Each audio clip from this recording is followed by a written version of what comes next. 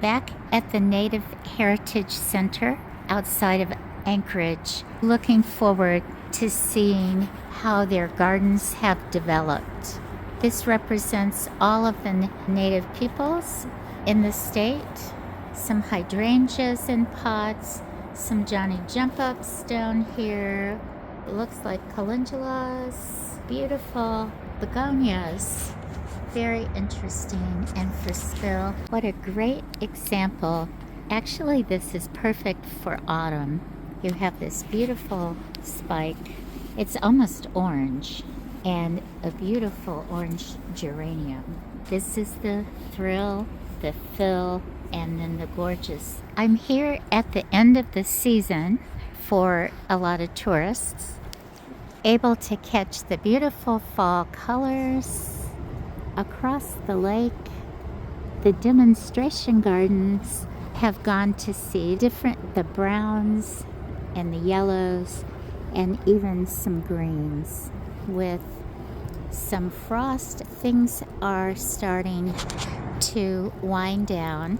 Coreopsis blooming.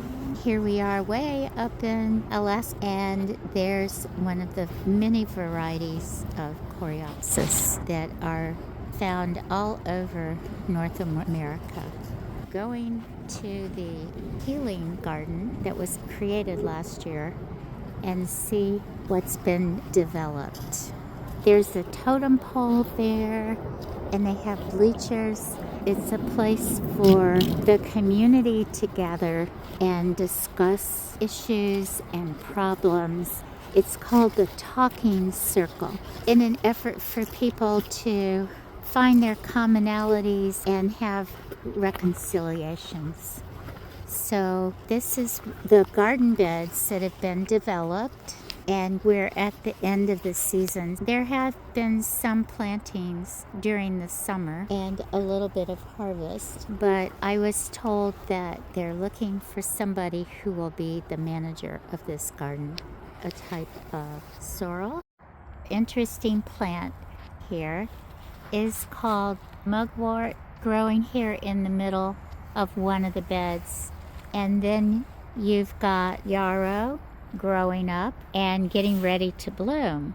There are pollinators around. This looks like some strawberry bushes. Well, I was wrong in terms of the plant identification. This is called an agrimony. So some very interesting plants that I would not have encountered had I not come here. This raised bed is growing some hyssop, which is an herb, and there are different varieties. This one has grown well in this area. This unusual plant is a marsh marigold. I was drawn to it by these huge, beautiful green leaves. And this bed has some herbs in it. In the middle of this bed, there's some currant plants growing, which really fill in the back of this bed very nicely. And another plant that drew me to it was this unusual blue color, this blue flower. And this is borage, beautiful, unusual looking flowers. It's been a delight to be here in this garden, and I so appreciate what this represents and the spirit of the land and the peoples who are using the plants for healing for themselves, and they're teaching younger members of their community how to use these plants. So they're passing down centuries of wisdom. That's what this garden is attempting to do, and it will just continue to grow and thrive. Example of raised beds, and easy for people to come and help weed and to bend over. You can easily reach out into the garden. It's not hard to get almost to the middle of it, just standing on the edge.